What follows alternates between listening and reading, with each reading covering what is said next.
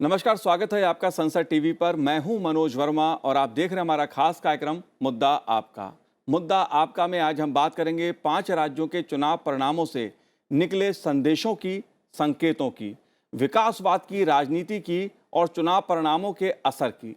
बात करेंगे दलों के सामने चुनौतियों की और दूसरे पहलुओं की। कारण उत्तर प्रदेश, उत्तराखंड, गोवा और मणिपुर के विधानसभा चुनाव में मिली जीत को भाजपा विकासवाद का परिणाम बता रही है, तो पंजाब में आम आदमी पार्टी की जीत ने राष्ट्रीय राजनीति में विस्तार का संदेश दे दिया है। कांग्रेस को 5 राज्यों में हार का सामना करना पड़ा है। 2022 के जनादेश के साथ ही 2024 में होने वाले लोकसभा चुनाव पर पड़ने वाले असर को लेकर भी चर्चा शुरू हो गई है। इसलिए 5 राज्यों के विधानसभा चुनाव परिणाम के क्या मायने हैं, क्या होगा इसका असर, इन्हीं सब मुद्दों पर आज बात करेंगे मुद्दा आपका में। चर्चा करने के लिए खास मेहमान मेरे साथ जुड़े हुए हैं। सी वोटर के निदेशक यशवंत देशमुख जी हमारे साथ जुड़े हुए हैं। यशवंत जी, आपका बहुत बहुत स्वागत है संसद टीवी पर। साथ ही दैनिक जागरण यूपी के स्टेट हेड आशुतोष शुक्ला जी हमारे साथ जुड़े हैं। आशुतोष जी, आपका भी बहुत बहुत स्वागत है। और उत्तराखंड के वरिष्ठ पत्रकार दिनेश मानसेरा जी भी हमारे साथ जुड़े हुए हैं। दिनेश जी, आपका भी स्वागत है संसद टीवी पर। यशवंत जी, शुरुआत मैं आपसे करूंगा। जो परिणाम उभर के सामने आए हैं, 5 राज्यों में से 4 राज्य बीजेपी के पास और 1 पंजाब आम आदमी पार्टी के पास। लेकिन मैं ये आपसे समझना चाहता हूं कि 37 साल बाद उत्तर प्रदेश में कोई पार्टी दूसरी बार वापसी कर रही है।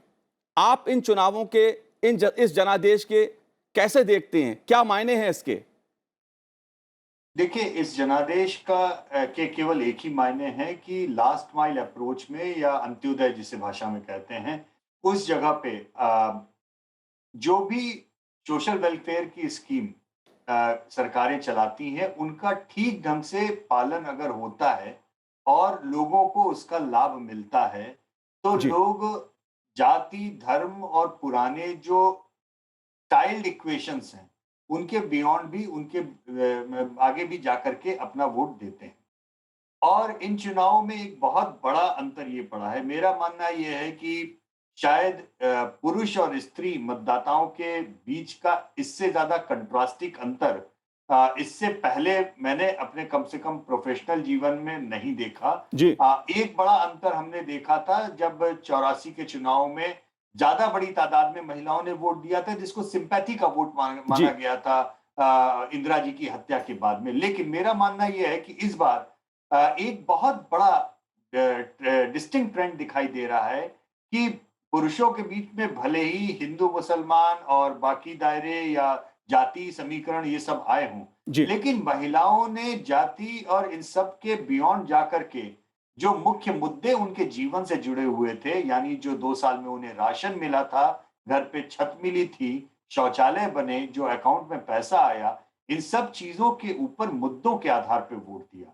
और ये इतना बड़ा ट्रेंड है जिसको उत्तर प्रदेश के बियॉन्ड जाकर के आप मणिपुर में देख सकते हैं। जी। उत्तराखंड में सबसे ज्यादा आश्चर्यजनक मैं कहूंगा आश्चर्यजनक इसलिए क्योंकि आज तक देश के इतिहास में 3-3 मुख्यमंत्री बदलने के बाद में कोई भी पार्टी सत्ता में वापसी नहीं कर पाई। जी। इसका मतलब, और वर्तमान मुख्यमंत्री को हरा भी दिया लोगों ने। इसका मतलब वो मैंडेट या वो जनादेश न तो उस राज्य सरकार के लिए था, न उस मुख्यमंत्री के लिए था, बल्कि वो प्रधानमंत्री के नाम पर उत्तराखंड की जनता ने दे दिया कि हम आपके लोगों को पसंद नहीं कर रहे हैं, जी। हमने आपके मुख्यमंत्री को भी पसंद नहीं किया, लेकिन चूंकि आपने हमारे लिए इतना किया, इसलिए हम आपके नाम पे हम वापस वोट डाल रहे हैं। उत्तर प्रदेश के केस में तो खैर मुख्यमंत्री भी उनकी पसंद का रहा। तो एक तरह से जिसे जिसे भाजपा के लोग डबल इंजन सरकार का नाम देते हैं, मैं उसको दूसरे तरीके से समझता हूं। मेरा मानना यह है कि प्रदेश की राजनीति में भाजपा के ढेर सारे मुख्यमंत्री जो है वो दरअसल भाजपा के लिए लायबिलिटी सिद्ध हुए हैं अभी तक। जी। बहुत कम जो चीफ मिनिस्टर हैं बीजेपी के, वो केंद्र के एसेट के साथ में एसेट सिद्ध हुए हैं। जी मुझे लगता है कि मुख्यमंत्री योगी का नाम उसमें लिस्ट में और ऐड होगा। वो बीजेपी के लिए अपने तरीके से एक एसेट सिद्ध हुए हैं। उनकी अपनी एक ब्रांडिंग है, अपनी एक यूएसपी है। लॉ एंड ऑर्डर के मसले पे उन्होंने जो काम किया है, उसका भाजपा को फायदा हुआ है। हालांकि उसमें मैं एक बात ये भी जोड़ना चाहूंगा कि लॉ एंड ऑर्डर को लोग दरअसल केवल और केवल बुलडोजर के नजरिए से देखते हैं, जो एक बहुत सिंबॉलिक तरीका हो जी गया। लेकिन उसके बियॉन्ड भी मेरा मानना है कि महिलाओं के लिए लॉ एंड ऑर्डर का मसला शौचालय के साथ में आया, क्योंकि हम जानते हैं कि ग्रामीण इलाकों में महिलाओं के साथ में सबसे ज्यादा दुराचार, सबसे ज्यादा क्रिमिनल एक्टिविटीज, जो सबसे ज्यादा सेक्सुअल क्राइम्स होते हैं, वो शौच के लिए निवृत्ति होने के लिए मुंह अंधेरे सवेरे या देर शाम को अंधेरे के बाद में जो जी खेत में जाते समय होते जी थे। यशवंत जी। तो शौचालय का बनना उस क्राइम रेट के ड्रॉप होने में बहुत बड़ी भूमिका वो भी निभाती। जी, बिल्कुल यशवंत जी, जो आपने बात कही महिलाओं की भूमिका की बात मैं करूं या जो आम जनता से जुड़े मुद्दे हैं, जो बेसिक मुद्दे होते हैं, चाहे बात शौचालय की जाए, राशन की बात की जाए या सुशासन की बात की जाए, सीधे-सीधे जो वोटिंग पैटर्न इस बार देखने को मिला है या जो परिणाम आ रहे हैं, उस पर खासा असर देखने को मिलता है। दिनेश जी, मैं आपसे भी समझना चाहूंगा क्योंकि उत्तराखंड के बारे में एक बात कही जाती है कि एक बार बीजेपी की सरकार, फिर दूसरी बार किसी और किस कांग्रेस की सरकार, या एक बार कांग्रेस की सरकार फिर बीजेपी की सरकार, मतलब वहां सरकारें बदलती रहती थी। लेकिन इस बार यह देखने को मिला कि बीजेपी की सरकार पुनः रिपीट हुई और बहुमत के साथ सत्ता में उसने वापसी की है। गढ़वाल का मुद्दा हो, कुमाऊं का मुद्दा हो, इस प्रकार के मुद्दे भी उभरते थे, लेकिन हमने इस बार देखा है कि कुमाऊं और गढ़वाल दोनों जगह बीजेपी की परफॉर्मेंस जो रही है वो बराबर रही है। आप कैसे देखते हैं इस बदलाव को? देखिए, जो यशवंत जी ये बात कह रहे हैं कि महिलाओं वाला जो फैक्टर है, खास तौर पे जो महिलाओं ने वोट दिया है, वो मोदी के नाम पे वोट दिया है। उनको मोदी के प्रति अपनी आस्था और मोदी के प्रति अपना विश्वास ज़ाहिर करना था, वो उन्होंने किया। एक बात मैं और कहना चाहूँगा, उत्तराखंड की जो साक्षरता है, वो केरल के बाद सबसे ज़्यादा है। जी तो यहाँ पर जब प्रधानमंत्री भगवान केदारनाथ के दरबार के बाहर खड़े होके कहते हैं कि आप मुझ पे विश्वास करो कि अगले 10 साल उत्तराखंड में इतना टूरिस्ट आएगा जितना पिछले एक सदी में नहीं आया, और जो यहाँ 1,40,000 करोड़ के प्रोजेक्ट सेंट्रल गवर्नमेंट ने शुरू कर रखे हैं, उससे उत्तराखंड की तकदीर बदलने वाली है। तो ये विश्वास जब वो अपनी जनसभाओं में पब्लिक के बीच में जाकर के कनेक्ट होकर के जब ये करते हैं, तो यहाँ की पब्लिक जो है उनके ऊपर भरोसा करती है। ये बात सही है कि उन्होंने यहाँ के मुख्यमंत्रियों के ऊपर पब्लिक ने भरोसा किया हो या ना किया हो, लेकिन मोदी के नाम पर उन्होंने भरोसा जरूर किया। और एक बात मैं एक फैक्टर और भी यहाँ पे जोड़ना चाहूंगा जी कि उत्तराखंड में हर चौथा परिवार भूतपूर्व सैनिक परिवारों से जुड़ा हुआ है या सेना से जुड़ा हुआ है। पिछले दिनों बीजेपी ने कैंपेन चलाया था कि वो जो मोदी जी का एक सपना है कि देहरादून के अंदर एक सैन्य धाम, जिसे उन्होंने पांचवा धाम के रूप में प्रचारित किया, या उसके लिए जो है हर करीब 1600 से ज्यादा शहीदों के घरों से वो मिट्टी ला करके वहां पर सैन्य धाम में लाई गई। ये विषय ऐसा हुआ कि उत्तराखंड के अंदर जो राष्ट्रवाद, हिंदुत्व, इन दोनों विषयों को लेकर के मोदी के प्रति लोगों ने आस्था प्रकट करी, और मोदी की वजह से ही यहाँ पर जीत हुई है। और मुझे लगता है कि ये भविष्य में एक बहुत बड़ा संकेत है, क्योंकि उत्तराखंड के लोगों को मोदी के अंदर एक ऐसा चेहरा दिखाई देता है जो अगले 10 सालों में उत्तराखंड की तकदीर को बदलने वाला है, उत्तराखंड की तस्वीर को बदलने वाला है। आपको याद होगा कि जब अटल जी की सरकार थी तभी उत्तराखंड बना था, और यहाँ पर एक औद्योगिक पैकेज आया था जिसके बाद से यहाँ पर इंडस्ट्रीज आई थी। नरेंद्र तिवारी मुख्यमंत्री बने जी थे, उन्होंने इसको बहुत अच्छे से इंप्लीमेंट किया। लेकिन उसके बाद, केवल उसके बाद मोदी सरकार एक ऐसी है जिसने उत्तराखंड के बारे में सोचा। ऑल वेदर रोड बन रहे हैं, जी पहाड़ में जिन्होंने ट्रेन मैं नहीं देखी, दिनेश रेल जी नहीं देखी, इसीलिए वहां रेल समझना, पटरियां बनने लगी हैं। दिनेश जी इसीलिए मैं समझना चाह रहा ये हूं। सब चीजें हैं उत्तराखंड को राजनीति को बदलाव की ओर ले गई। और ये जो मिथक था कि 4 साल 5 साल बीजेपी, जी 5 साल कांग्रेस, ये जो बदला है, इसके पीछे मेन मुख्य कारण जो है, मुझे लगता है वो मोदी का विश्वास है। और कुमाऊं और गढ़वाल का जो इशू उठाया जाता था हर बार चुनाव में, एक बड़ा मुद्दा रहता था चुनाव में, कुमाऊं से ये मुख्यमंत्री, देखिए, गढ़वाल से ये ये एक उम्मीदवार। राजनीतिक देखिए, ये एक राजनीतिक मुद्दा होता है कि जी कुमाऊं, गढ़वाल, तराई, भावर, पहाड़ी, देसी, ये मुद्दे राजनीतिक मुद्दे होते हैं। जब भी कोई कैंडिडेट खड़ा होता है, पहले केसी पंत और नरेंद्र तिवारी होते थे, दोनों ब्राह्मण थे, तो कहते थे छोटी धोती के पंडित हैं या बड़ी धोती के पंडित हैं। जी ये सब गौड़ हो जाते हैं जब बीजेपी चुनाव लड़ती है और वो राष्ट्रवाद पे या हिंदुत्व के ऊपर जब चुनाव लड़ती है, क्योंकि उत्तराखंड देवभूमि है, धार्मिक पृष्ठभूमि के यहाँ पे लोग हैं और थोड़े इमोशनल्स होते हैं, तो उन्होंने ये सोच करके ये इस बार जो वोट दिया वो मोदी के नाम पर वोट दिया। जाहिर तो सी बात है। मुझे कहीं से कहीं तक ये नहीं लगा कि यहाँ पर कहीं जातिवाद, क्षेत्रवाद या इलाकावाद ऐसी कुछ चीजें आई। मुझे तो साफ तौर पे ये लगा कि हिंदुत्व और राष्ट्रवाद पे यहाँ पे जो है वोट पड़ा है मोदी को। जाहिर सी बात है, ऐसे मुद्दे जो जनता से सीधे सीधे जुड़े होते हैं तो उसके सामने जातिवाद पीछे छूट जाता है, परिवारवाद भी पीछे छूट जाता है और विकासवाद दिखाई देने लगता है, जिसकी ओर प्रधानमंत्री जी ने इशारा भी किया, उसका उल्लेख भी किया। आशुतोष जी, मैं आपसे समझना चाहता हूं, उत्तर प्रदेश में परिवारवाद की राजनीति, जातिवाद की राजनीति पर विकासवाद भारी पड़ गया। दूसरी बार योगी जी, सरकार। बेशक पड़ गया। हाँ, बिल्कुल भारी पड़ा। वो तो सामने रिजल्ट बता रहे हैं। जी। देखिए, जो ये बात अभी आई है, दोनों हमारे पूर्व वक्ताओं ने कही है, यशवंत जी ने और दिनेश जी ने, दोनों बातें बिल्कुल ठीक हैं और बिल्कुल वास्तविकता को बयान करती हैं। मैं उस बात को यूँ कहूँगा, जो जैसे यशवंत जी ने जो एक बात कही महिलाओं वाली, महिलाएं भारतीय जनता पार्टी का साइलेंट वोटर है और जैसे केवल ये और इस बात को समझिए कि ये किसी ने कल्पना नहीं की थी कि जिस समय ये राशन देने की बात आ रही है, वो इतना कमाल का काम कर देंगे। ये जो लोगों को राशन मिला है, आप सोचिए कि एक घर में अगर 4 लोग हैं, चारों का नाम सरकार की सूची में चढ़ा है, तो उनको 20 किलो राशन और महीने में 40 किलो राशन मिल रहा है। गेहूँ, चावल, अब सरकार नमक भी दे रही है, तेल भी दे रही है, तो आदमी क्या करेगा? अच्छा, अब क्या होता है, औरत को जो सामान्य परिवार की है, देखिए भाजपा ने बहुत सावधानी पूर्वक अपना जो ध्यान है, वो गरीबों पर केंद्रित किया है। उनके बारे में बातें होती हैं, लेकिन उन्होंने उनको डायरेक्ट बेनिफिट स्कीम से जोड़ा। अब क्या हुआ कि वो जो राशन आया, तो 2 फायदे हुए। जी। एक, औरत जो थी वो रोज की चिंता से मुक्त हो गई कि मुझे रोटी बनानी है, रोटी कहाँ से लानी है, क्या करना है, क्या चिंता है, वो मुक्त है। दूसरे, जो कई जगह ऐसा हुआ कि यह राशन उनके पास बहुत ज्यादा हो गया। आप कल्पना करिए कि 4 लोगों के परिवार में 40 किलो राशन क्या हुए? तो उन्होंने क्या किया, उसको बेचा। उसको बेचने से उनके हाथ में नकद पैसा आया और ये पैसा औरत के हाथ में आया है। इसलिए वो इस जो केंद्र सरकार है उसकी मुरीद हुई जी। और एक एक परोक्ष लाभ ये हुआ कि जो पुरुष घर में आता शाम को और झगड़ा करता, मारपीट करता, खाना न मिलने पर, कम मिलने पर, वो उसका बंद हो गया।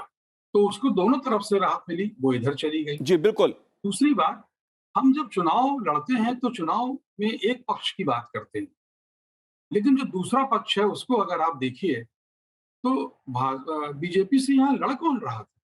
बीजेपी का जो मैनेजमेंट है, उनका जो माइक्रो मैनेजमेंट है, जो पन्ना प्रमुख बनाते हैं और बहुत नीचे तक जाते हैं वो, अ, हम और उनके पास में नेताओं की एक फौज है। जी, जाहिर आप सी बात है, बीजेपी का संगठन बहुत मजबूत है, बेहतर संगठन है। नहीं, यशवंत नहीं जी। और भी जी। देखिए 1 सेकंड बस, कि सामने अखिलेश जी थे और अखिलेश जी चुनाव अकेले लड़ रहे थे। अब उनको कहीं भी जाना है, मेरठ जाना है, मेरठ से लौट करके उनको बिजनौर आना है, अकेले ही आना है। इनके यहाँ से कोई मेरठ गया, कोई यहाँ आ गया। इसलिए ये जो चीजें आई हैं, और एक लाइन में मैं अपनी बात और कहूंगा, बिजली उत्तर प्रदेश में पिछले 5 सालों में मुद्दा नहीं रह गई है। यहाँ जो यूपी के रहने वाले हैं वो बताएं उन्होंने आखिरी बार इन्वर्टर में पानी कब डलवाया है।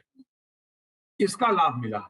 और लॉ एंड ऑर्डर का, जो यशवंत जी ने एक बात कही, मैं केवल छोटी सी एक बात और कहूंगा, फिर आप अपनी बात कहिएगा, कि जैसे मुझे एक जिले में जाने को जब मैं गया वहां, तो वहां किसानों ने हमसे बताया कि अब वो रात को पंप की रखवाली के लिए खेतों में नहीं जाते हैं।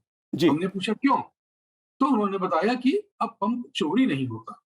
यानी पंप अगर चोरी नहीं हो रहा, पुरुष नहीं जा रहा, स्त्री नहीं जा रही, तो एक तो वो जो अभी इशारा कर रहे थे जिन अपराधों की तरफ यशवंत जी, शौचालय को लेके, आप समझिए वो अपराध रात के होते हैं तो बंद हो गए। दूसरे, उसको ये संतोष है कि पंप चोरी नहीं होगा, और फिर इसके साथ क्या हुआ कि जब वो खेत पर नहीं जाएगा तो ना सांप का खतरा, ना भालू और जी। बाघ का खतरा, किसी प्रकार का खतरा। वो फ्री होके अपने घर में बैठा है। ये वो चीजें हैं, लॉ एंड ऑर्डर ऐसे असर करता है। जी, जाहिर सी बात है केवल कि माफिया जी, केस बिल्कुल, नहीं होता। बिल्कुल आशुतोष जी, बिल्कुल कानून व्यवस्था का मुद्दा हो, राशन का बात हो, विकासवाद की राजनीति का असर साफ तौर पे परिणामों में दिख रहा है। लेकिन यशवंत जी, कुछ लोग ये सवाल उठाते हैं कि जो दिल्ली में हमने फ्री की राजनीति देखी, मुफ्त की राजनीति देखी, दक्षिण भारत में भी बहुत सी राजनीति इस प्रकार की होती है कि लोग टीवी फ्री देते हैं, सब कुछ फ्री देते हैं। तो यहाँ पर राशन मिला या कुछ और योजना का लाभ मिला, इसमें अंतर क्या है? बहुत बड़ा अंतर है। जी, मुझे लगता है, देखिए आप एक बेसिक बात समझिए, अंग्रेजी में जिसे कहते हैं कि लग्जरी और नेसेसिटी के बीच में बहुत बारीक लाइन होती है।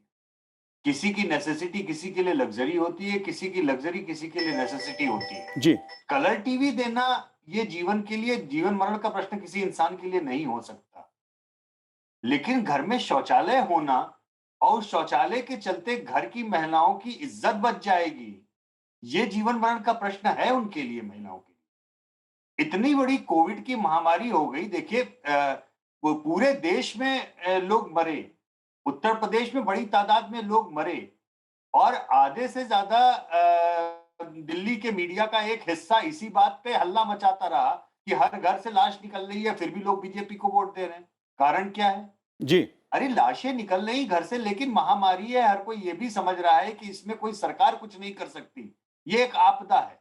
लेकिन आपदा के बियॉन्ड हमको मदद क्या मिल रही है?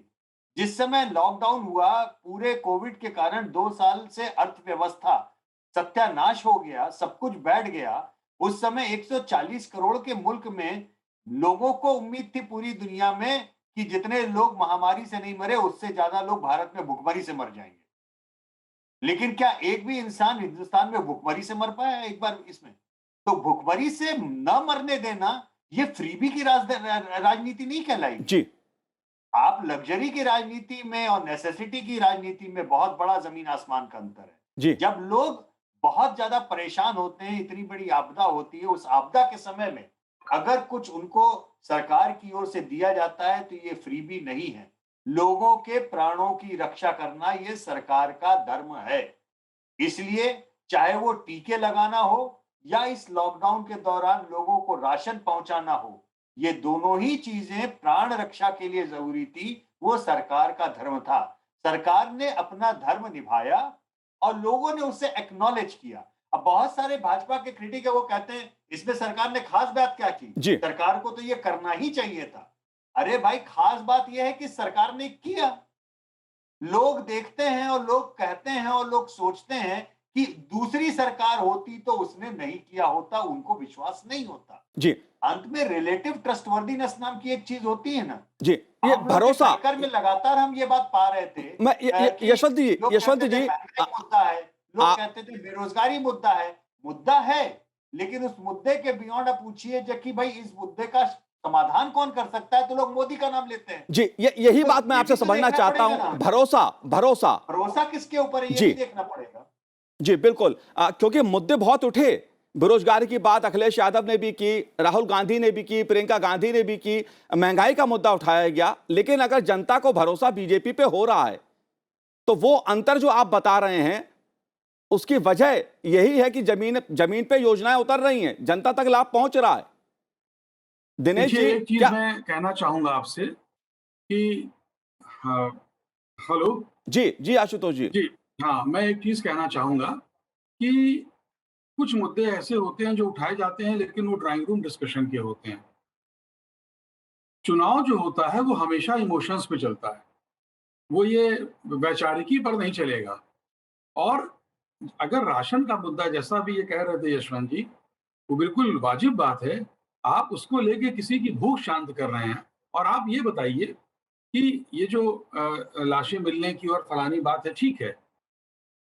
सबसे ज्यादा बेहतर मैनेजमेंट जो है, जिसमें कोरोना में नहीं हुआ, कोविड में, वो दूसरी और तीसरी लहर में जो वो यूपी में हुआ, केरल और महाराष्ट्र पीछे रह गए। तो आप इस बात को समझिए कि बीजेपी राष्ट्रवाद का ही मुद्दा नहीं उठा रही है, वो लोगों के घरों तक जा रही है। लेकिन वो आशुतोष जी, लोगों की जो बाकी आशुतोष चीजें, जी, यानी राष्ट्रवाद और आशुतोष जी, शासन, ये बात दोनों समझ मिला में के लोगों चल को आ रही है। गई कि लोगों को राशन मिला, कानून व्यवस्था में सुधार हुआ, लोगों को यूपी में बिजली मिली। लेकिन मैं आपसे एक बात और समझना चाहता हूं कि बसपा का जो वोट प्रतिशत गिरा वो क्यों गिरा? बसपा 1 सीट पे, कांग्रेस 2 सीटों पर, इसकी वजह क्या रही? हाँ, देखिए इसको चुनाव के समय में मायावती जी के 2 बयान बड़े महत्वपूर्ण थे। बिल्कुल बीच चुनाव में। एक में उन्होंने कहा कि दलितों की सबसे बड़ी दुश्मन समाजवादी पार्टी और कांग्रेस है। और दूसरा बयान उन्होंने दिया कि समाजवादी पार्टी को हराना है। इसके निहितार्थ आप समझिए, एक बात। दूसरी बात, कांग्रेस की जहां तक बात है, कांग्रेस को बहुत मेहनत करनी पड़ेगी। कांग्रेस का खड़े होना बहुत जरूरी है, वो राष्ट्रीय पार्टी है और उसके पास इतना लंबा अनुभव है, लेकिन उसको कुछ चीजों से मुक्ति पानी होगी। और मैं केवल इतना ही कहूंगा कि उसको अपने बारे में बहुत आत्मचिंतन की जरूरत है।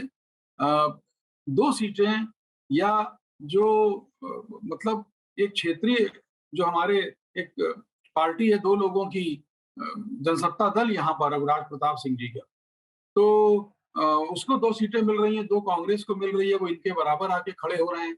तो वो कांग्रेस में वो विचार ही नहीं है। उनके जो प्रदेश अध्यक्ष हैं वो हार रहे हैं चुनाव तमकुही रात से, जी, लल्लू जी। तो वो उनको बहुत सोचने की आवश्यकता है। जी बिल्कुल। और दिनेश जी, अ, दिनेश जी, बसपा के उत्तराखंड बारे में में मैं ये बात। दिनेश जी, जी, मैं आपसे समझना चाहता हूं उत्तराखंड की इस सियासत को, इस परिणाम को, क्योंकि कांग्रेस पार्टी को उम्मीद थी कि उत्तराखंड में इस बार उसका प्रदर्शन पहले से बेहतर होगा। कांग्रेस से कहां चूक हो गई? देखिए, मैं एक बात आपसे और कहना चाहता हूं कि कांग्रेस यहाँ पे उत्तराखंड में चुनाव नहीं लड़ रही थी। यहाँ पर कांग्रेस का जो व्यक्ति है, वो अपनी इंडिविजुअल छवि की वजह से चुनाव लड़ रहा था। बिल्कुल सही। और एक बात और भी मैं यहाँ कहना चाहता जी, हूं कि जितनी प्रियंका गांधी ने मेहनत यूपी में करी, अगर वो यहाँ पर आकर के अपने जो उम्मीदवार हैं उनके साथ थोड़ा सा मदद कर देती तो यहाँ तस्वीर दूसरी होती। तीसरी चीज, एक बात और मैं कहता हूं कि राष्ट्रीय राजनीति में दिल्ली में बैठे लोग हरीश रावत को बहुत बड़ा नेता मानते हैं उत्तराखंड का, लेकिन अगर आप उसके पिछले राजनीतिक कैरियर का अगर अध्ययन करेंगे तो वो उन्होंने, अगर जैसे हम किसी क्रिकेट टीम के कैप्टन का हम आकलन करते हैं तो वो उनके जो चुनाव के परिणाम है जहां से वो चुनाव लड़ते हैं वो हारे हुए ज्यादा हैं। वो ठीक है, वो राष्ट्रीय राजनीति में एक नाम आ जाता है, नरेंद्र तिवारी के बाद जो है हरीश रावत का नाम आया, लेकिन वो फूके हुए कारतूस साबित होते हैं उत्तराखंड की राजनीति में, ऐसा मेरा मानना है। और यही वजह है कि वो कभी रामनगर में आके चुनाव लड़ते हैं तो उनको किक मार करके लालकुआं में फेंक दिया जाता है, और लालकुआं में जब वो चुनाव लड़ते हैं तो 14,000 वोट से चुनाव हार जाते हैं। ऐसे ही परिस्थिति में पिछली बार भी वो दो जगह से चुनाव लड़े मुख्यमंत्री रहते हुए, और दोनों जगह से चुनाव हार गए। तो यहाँ पर कांग्रेस की बात आप मत करिए कि जी, कांग्रेस यहाँ पे उत्तराखंड में राजनीति कर रही थी या राजनीति में अपने पैर दोबारा से जमा रही थी। यहाँ पर जो सीटें मिली है कांग्रेस को, वो व्यक्तिगत रूप से जो उम्मीदवार है, क्योंकि यहाँ 1-1 लाख की विधानसभाएं हैं, 65% पोलिंग होती है, जिसको भी 25-30 हजार वोट मिल जाता है वो चुनाव जीत जाता है। तो जब 5 साल जब एक विधायक यहाँ पे कोई काम नहीं करेगा तो दूसरे की तरफ लोग उम्मीद भरी निगाहों से देखते हैं, तो वहां पे रिफ्लेक्ट होता है ये सब चीजें। और मैं ये कहता हूं कि आने वाले टाइम में, अभी तो कांग्रेस को 18-19 सीटें मिली हैं, और मुझे तो ये लगता है आने वाले टाइम में ये भी साफ हो जाएंगी। जब आगे लोकसभा चुनाव आएगा तो आप देखिए पांचों की पांचों सीटें बीजेपी के पास होंगी, कांग्रेस के पास नहीं होंगी, तो क्योंकि ना तो कांग्रेस के पास संगठन रह गया है, और कांग्रेस की जो जो हार हुई है इतनी बड़ी, उसके पीछे बड़ी वजह यही है कि लोगों ने नए चेहरों पे अपना दांव नहीं लगाया। पुराने पुराने चेहरे जो सामने खड़े तो रहे, तो दिनेश वो जी, उनके ऊपर कहीं ना कहीं हरीश रावत गुट, कहीं प्रीतम सिंह गुट, जी, कहीं कोई और गुट, ऐसी चीजें यहाँ पर हावी रही, दिनेश जिसकी जी, वजह से कांग्रेस तो कहीं से कहीं तक दिखाई नहीं दी। जी, दिनेश जी, तो मेरा ये कहना है अगर कि कांग्रेस भविष्य में उत्तराखंड में नहीं रहेगी तो क्या आम आदमी पार्टी वो स्थान लेगी? क्योंकि इस बार 3-4% वोट मिलते हुए दिख रहे हैं। उत्तराखंड में कोई सीट आम आदमी पार्टी को नहीं मिली है, लेकिन वोट प्रतिशत उसका बढ़ा है। क्या कोई आप देखिए ऐसी संभावना उन्होंने, देख रहे हैं? देखिए यहाँ पर जो उत्तराखंड क्रांति दल था पहले, उसकी स्थिति खराब हुई। आम आदमी पार्टी ने कर्नल कोटियाल के नेतृत्व में एक संदेश तो जरूर दिया, और जो यंग जनरेशन है, जो बेरोजगार जो युवक हैं, उनके अंदर ये जरूर था कि आम आदमी पार्टी यहाँ पे विकल्प बन सकती है। लेकिन ये सब चीजें ना कुछ जैसे एक एनजीओ चल रहा होता है, वैसे आम आदमी पार्टी के यहाँ पे प्रतिक्रिया चल रही थी। लेकिन मुझे लगता है अगर वो संगठनात्मक दृष्टि से थोड़ा अपने आप को मजबूत करेंगे तो वो यहाँ पैर जमा सकते हैं। लेकिन जिस हिसाब से बीजेपी का जो नेटवर्क है ना, जैसे आशुतोष जी कह रहे थे कि उनका जो मतलब बूथ तक किया, पन्ना प्रमुख तक किया, उसके बाद जो कहते हैं ना पूरे 5 साल वो बीजेपी के अपने कार्यकर्ताओं को एक तरीके से काम पे लगाए रखते हैं कि वो हर समय काम पे जुटे रहते हैं, कभी कोई ना कोई आयोजन उनका होता रहता है। तो वो जो बीजेपी का कार्यकर्ता है वो उसके अंदर एक ऊर्जा बनी रहती है। तो वो एक कहते हैं ना हर समय हम चुनाव के मोड में है, इस मोड में वो तैयार रहते हैं। अब जी जैसे आज रिजल्ट आ गए तो कांग्रेस वाले अब सो जाएंगे कि भाई उन्हें कुछ करना है या नहीं करना है, उनकी कार्यकारिणी भी बनती है नहीं बनती है, प्रदेश अध्यक्ष उनका कब बदल जाता है कुछ पता नहीं लगता। तो ये चीजें बहुत तेजी से जो है कांग्रेस को नीचे धरातल की तरफ लेती जा रही हैं। और मुझे लगता है जो ऊंचाइयां हैं वो आने वाले समय अगर आम आदमी पार्टी ने अपने पैर जमाने हैं तो उनको थोड़ा सा संगठनात्मक दृष्टि से अपने आप को मजबूत करना पड़ेगा। और मुझे लगता है कि वो ऐसा करेगी, जी क्योंकि ये बिल्कुल। पहली बार वो उसने सारी सीटों पे चुनाव लड़ा है। और ऐसे ही उन्होंने पिछली बार पंजाब में भी पहली बार सीटों पे चुनाव लड़ा था। तो वो चीजें जो है यहाँ पर आने वाले समय में मुझे दिखाई देती। जी बिल्कुल। यशवंत जी, आम आदमी पार्टी की राजनीति, पंजाब में भारी भरकम जीत, क्या मायने हैं इसके? क्या राष्ट्रीय राजनीति में हम आम आदमी पार्टी का इसे उदय मान लें? कांग्रेस के स्थान पे जिस तरह से पहले दिल्ली अब पंजाब, क्या कांग्रेस का विकल्प आम आदमी पार्टी बन रही है या बन सकती है? आप कैसे देखते हैं? देखिए, विकल्पहीनता ये तो कभी भी परमानेंट रहती ही नहीं। जी लीडरशिप का वैक्यूम ये मानव के इतिहास में, पूरे आप देखें पूरी दुनिया के इतिहास में कहीं पर भी ये वैक्यूम परमानेंट नहीं होता। तो वो वैक्यूम को लोग भरते हैं अपने हिसाब से। और जहां-जहां पर जब जो भी ये सोचेगा कि लोगों के पास में अब विकल्प नहीं है और केवल ये अब हमको ही वोट देंगे, वहां-वहां पर जनता कुछ न कुछ ऐसा अद्भुत पराक्रम करके दिखाएगी कि लोग सिर खुजाते रह जाएं।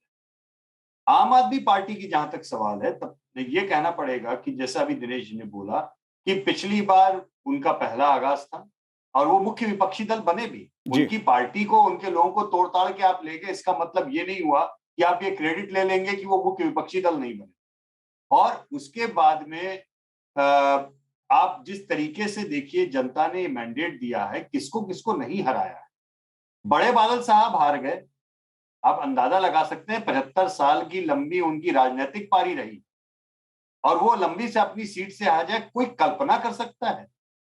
जिन सिद्धू साहब ने कप्तान साहब को हटाने में कोई कसर नहीं छोड़ी, सिद्धू साहब निपटा दिए गए।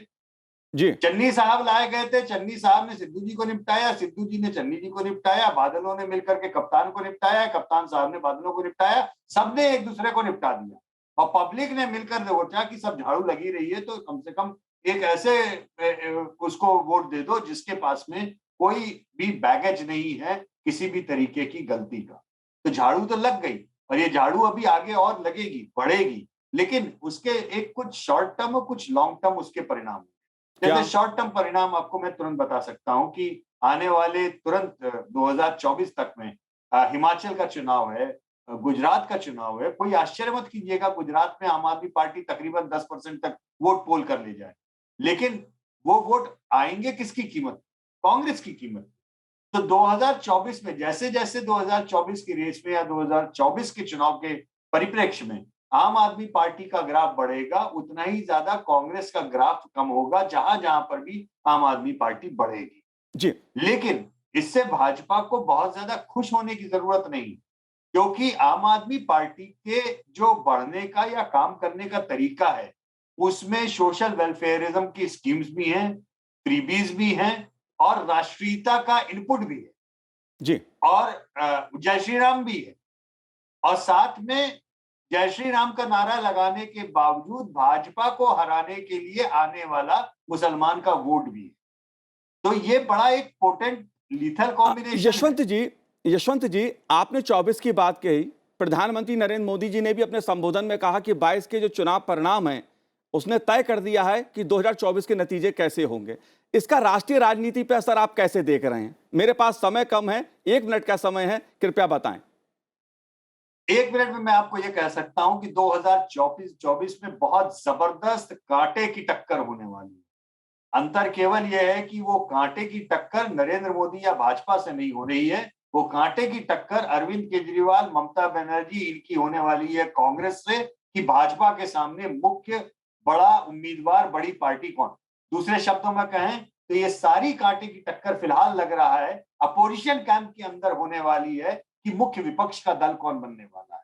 भाजपा और नरेंद्र मोदी का जहां तक सवाल ये है, मुझे आज की तारीख में लगता है कि 2024 उनके लिए कोई बहुत बड़े तकलीफ का सबब बनेगा, ऐसा लगता नहीं। उसके बावजूद भी प्रधानमंत्री आज गुजरात में कैंपेन कर रहे हैं। जी तो बिल्कुल। अभी दिनेश जी जिस तरफ इशारा कर रहे थे कि कांग्रेस हारी है, तो उसके बाद में क्या कर रही है, 4 राज्य जीतने के बाद में प्रधानमंत्री आज गुजरात में पहुंच गए हैं। जी और बिल्कुल। कांग्रेस के अंदर अभी मंथन इस बात का हो रहा है कि बैठक कब हो। जी तो बिल्कुल ये बिल्कुल। ये जो लाइनें हैं, इसके और बाद अमित जी। एक सवाल ही बेमानी का हो जाता है कि 2024 में हम क्या आसार देंगे। जी बिल्कुल, और अमित यही शाह बड़ी बात अमित है शाह कि जो है वो जी अमित शाह त्रिपुरा पहुंच गए हैं। जी बिल्कुल यशवंत जी, बिल्कुल बिल्कुल यशवंत जी, यही बड़ी बात है कि भारतीय जनता पार्टी जिस तरह काम करके अपने संगठन के लिए, और प्रधानमंत्री नरेंद्र मोदी जी खुद जिस तरह से अहमदाबाद जाके खुद आज बीजेपी कार्यकर्ताओं से मिले हैं, अलग अलग कार्यक्रमों में भाग लिया, वो दिखाता है कि बीजेपी भविष्य की तैयारी में अभी से जुट गई है। आप तीनों ने संसद टीवी से बात की, आप तीनों का बहुत बहुत शुक्रिया, बहुत बहुत धन्यवाद। तो आज हमारे इस कार्यक्रम में इतना ही, मुझे दीजिए आज्ञा, नमस्कार।